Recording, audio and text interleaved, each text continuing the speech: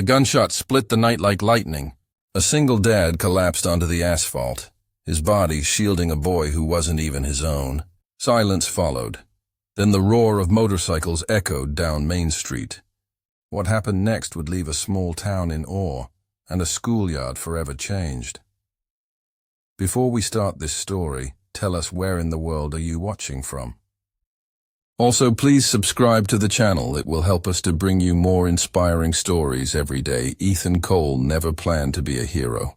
He was a single dad, raising his 10-year-old daughter Lily in a small town outside Portland, Oregon. His days were filled with warehouse shifts, homework at the kitchen table, and quiet dinners with bills stacked on the counter.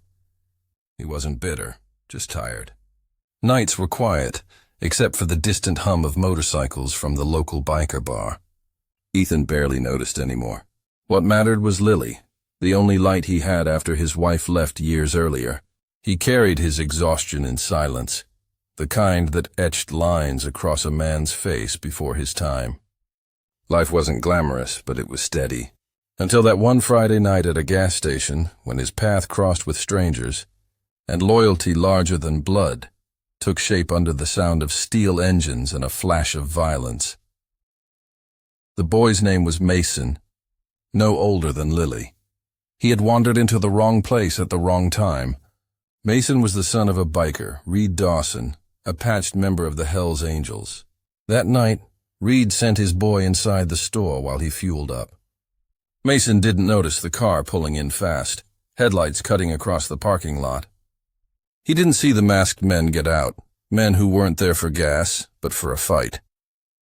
Ethan, waiting by the pump across the lot, did. He saw the gun glint beneath a sleeve.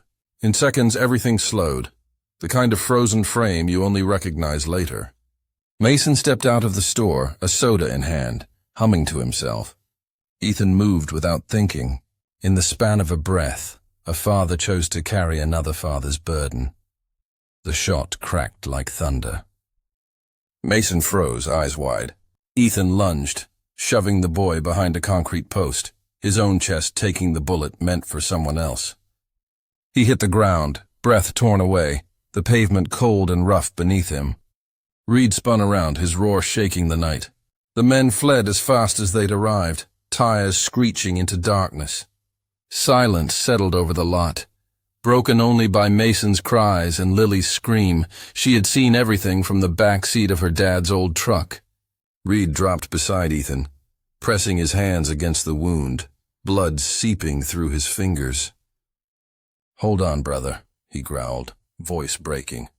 Ethan's lips barely moved. "Keep him safe." And then sirens. The red and blue wash-painted faces that already looked like ghosts. The hospital smelled of antiseptic and fear. Hours passed. Lily sat curled in a waiting chair, clutching her dad's jacket like it was a lifeline. Reed stood nearby, pacing like a caged animal. He was a man covered in ink and scars, a face carved by roads and fights. But tonight, his eyes held the helplessness of a father. Mason leaned into him, silent now, guilt already carving its way into a child's chest. Finally, a doctor stepped out, mask down, exhaustion etched into his features. "He made it," the doctor said softly. Relief flooded the hallway like a wave. Reed closed his eyes, whispering words only he and the road would understand. Lily broke into tears, whispering, "Daddy's okay," as if repeating it could make the world safe again. But outside the hospital, engines rumbled faintly, because news of what Ethan had done was spreading. And when word reached the clubhouse, silence fell before the storm. The Hells Angels weren't saints. The town knew their reputation: loud bikes, louder tempers, and an iron wall of brotherhood. But there was a code, one that outsiders rarely saw. When Reed told them what Ethan had done, how a stranger took a bullet for his son, the clubhouse went quiet. Men who never bowed their heads lowered them now. Ethan wasn't one of them, but he had defended family, and in their world nothing stood higher than that. "He'll never walk alone again," their president muttered, voice steady as gravel. Phones buzzed, plans formed. By morning, steel thunder would shake the streets in honor of a man who had no patch on his back, but had shown the heart of one. Meanwhile, Ethan lay in recovery, unaware that the brotherhood he had never asked for was already riding toward him. Morning light broke across the town, pale and cool. Ethan opened his eyes slowly, pain biting sharp in his chest. The first thing he saw was Lily, her small hand curled in his, tear tracks still drying on her cheeks. The second was Reed standing by the window. The biker's broad shoulders filled the room, his leather vest heavy with patches and years. "You saved my boy," Reed said, voice low. Ethan tried to brush it off. "Anyone would have." Reed shook his head. "No, not anyone." Mason crept forward, eyes wide with guilt. "I'm sorry, Mr. Cole," he whispered. Ethan squeezed his daughter's hand and managed a smile. "You've got nothing to be sorry for, kid." The room went still. Reed leaned closer. "Rest, brother. You'll see what family looks like soon enough." School Monday was always hard for Lily. Kids didn't always understand what it meant to be the daughter of a single dad. Her shoes weren't the newest, her backpack frayed. But that morning, whispers traveled fast. Everyone had heard about her dad taking a bullet at the gas station. Some kids called him crazy. Others called him a hero. Lily just lowered her eyes, clutching her books. Inside, she carried both pride and fear. Pride that her dad had saved a boy. Fear that tomorrow wasn't promised.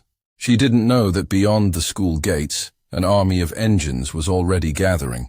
That the men her classmates feared, the ones their parents warned them about, were about to change her life forever. Roaring into her world with leather, chrome, and something she'd never expected: respect. The first rumble came faint at 8:10 a.m. Teachers paused mid-sentence. Students pressed faces to windows. By 8:15, the ground trembled. 81 motorcycles rolled down Maple Street in formation, engines thundering like an approaching storm. At their head was Reed, Mason on the back of his bike, his small hands gripping tight. Behind him, row after row of riders, all leather, all steel, all united. The school's front doors swung open as the principal stepped out, confusion battling fear. And then the bikes stopped, engines cutting into sudden silence. One by one, the men dismounted, boots heavy on pavement. Their jackets bore a name that carried both weight and warning. But today their faces were steady with purpose. They weren't here for trouble. They were here for Lily Cole. Lily stood frozen as Reed knelt down, eye level with her in front of the entire school. "Your dad's a brother now," he said softly. "He stood for family when it mattered most.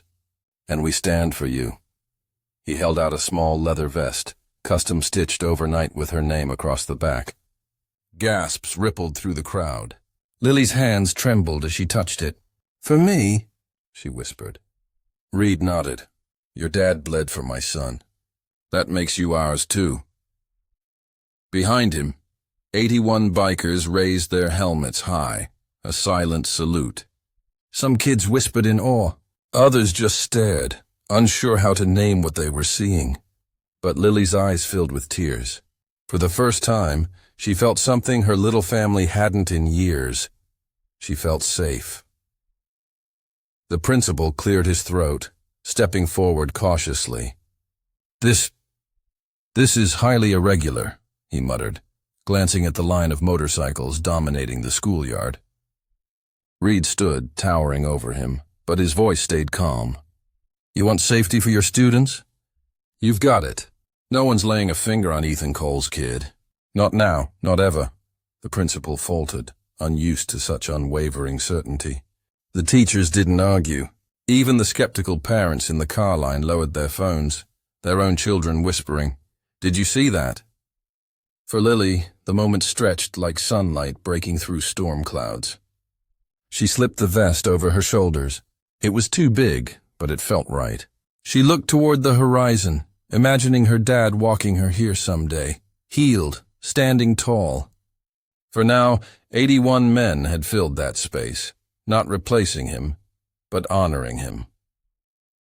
Back at the hospital, Ethan was unaware of the spectacle unfolding at Lily's school. He fought through pain and medication, memories flickering like a broken film reel. He saw Mason's small face, the terror in his eyes. He felt the weight of Lily's scream. Every heartbeat reminded him of the bullet lodged near his ribs. But beneath the fear was something else, a quiet certainty. He hadn't thought, hadn't hesitated. He had done what any father would, protect a child, even if it wasn't his own. As hours passed, a nurse updated him. "Your daughter's fine. She had quite the escort to school today." Ethan frowned, confusion in his tired eyes. The nurse smiled gently. "Let's just say the angels are watching over her." Ethan exhaled slowly, not yet realizing the truth of her words. By afternoon, pictures flooded social media. 81 bikes lined outside the elementary school. Lily smiling shyly in a leather vest too big for her. A caption spread, "Single dad took bullet for biker's son. Now angels guard his daughter." Comments poured in. Some were skeptical, some were awed, but all recognized the unspoken truth. Brotherhood had no borders. Ethan's phone buzzed with messages he couldn't answer, too weak to type. Reed stood by his bedside, phone in hand, showing him the photos. Ethan's eyes filled, lips parting in disbelief. "They did that? For her?" Reed nodded. "For both of you." Ethan's chest ached, not just from the wound, but from the weight of gratitude. For once, the world had shown him he wasn't as alone as he thought. That night, Reed returned to the clubhouse. The air buzzed with low voices, smoke curling toward the ceiling. The men sat heavy around the table, their jackets creaking like old armor. Reed placed his hand flat on the wood. "He bled for my boy," he said simply. "He's one of us now." "Patch or no patch?" Murmurs of agreement circled the room. One old rider leaned forward, scars tracing his knuckles. "Family ain't blood. Family's the one who stands when it counts." A toast rose, bottles lifted high. Outside, engines cooled in the night air, but the fire of loyalty burned steady.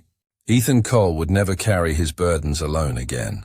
His name was already linked into their story, unspoken but undeniable. The next day, Ethan asked to see Lily. Hospital staff wheeled him slowly to the courtyard where she waited. She ran to him, leather vest flapping, tears streaming as she buried herself in his arms. "Daddy, they came for me," she whispered. "All of them." Ethan's throat tightened, words caught between pride and disbelief. Reed stood nearby, Mason at his side, giving them space. Ethan kissed the top of his daughter's head, holding her as if to remind himself she was real, safe. "You're never alone, Lil," he murmured. "Not anymore." And in that courtyard, with bikers standing sentinel and autumn leaves falling soft, a broken man felt whole for the first time in years. Recovery was slow. Ethan's warehouse job had to wait. Bills piled up. But the angels were there, unasked. Groceries appeared at his doorstep. Lily's backpack was replaced with a new one, sturdy and bright. When the landlord hinted about late rent, Reed paid it before Ethan even knew. "This ain't charity," Reed told him firmly. "It's family." Ethan resisted at first, pride stiff in his chest. But each act wasn't pity, it was honor. The angels weren't trying to take over his life. They were showing him what it meant to never walk alone again. And little by little, Ethan allowed himself to accept it, not as weakness, but as proof that loyalty ran deeper than bloodlines. One afternoon, weeks later, Ethan and Lily walked slowly down Main Street. His arm in a sling, her small hand in his. People stopped them, neighbors, strangers, offering thanks, nods, even hugs. News crews had moved on, but the town remembered. Mason ran up, breathless, pressing a small card into Ethan's hand. It was a drawing, childlike but powerful. Ethan standing tall, a red heart over his chest, Mason and Lily beside him, and motorcycles forming a protective circle around them all. Ethan stared, throat tightening. "I wanted you to have it," Mason said shyly. Ethan crouched, wincing from pain, and hugged him. "Thank you, kiddo. I'll keep it forever." Reed watched quietly from the curb, his eyes saying what words couldn't. Gratitude that would never fade. Winter came. Snow softened the streets, muffling the usual noise. Ethan's strength returned, but scars lingered. One evening, as he tucked Lily into bed, she whispered, "Daddy, were you scared?" He paused, brushing her hair back. "Yes, but being brave doesn't mean you're not scared. It means you do what's right anyway." She nodded, eyes heavy with sleep. Outside, the faint rumble of motorcycles rolled past, even in the snow. Lily smiled. "They're still here." Ethan kissed her forehead. "Always." As she drifted into dreams, he sat back, staring at the window where frost etched fragile patterns. For once, he didn't feel like a man carrying the world alone. He felt like part of something bigger, something fierce, unbreakable, and true. Months later, Ethan returned to work. His body wasn't the same, but his spirit carried new strength. Word had spread. He was the dad who took the bullet. Colleagues clapped his back. Strangers nodded respectfully, yet he stayed humble. He didn't see himself as a hero. He saw himself as a father, plain and simple. What mattered was Lily, safe and smiling. What mattered was Mason, still running free.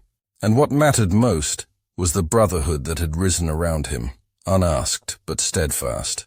On weekends, Lily begged to ride with Reed's family, the vest snug now across her shoulders.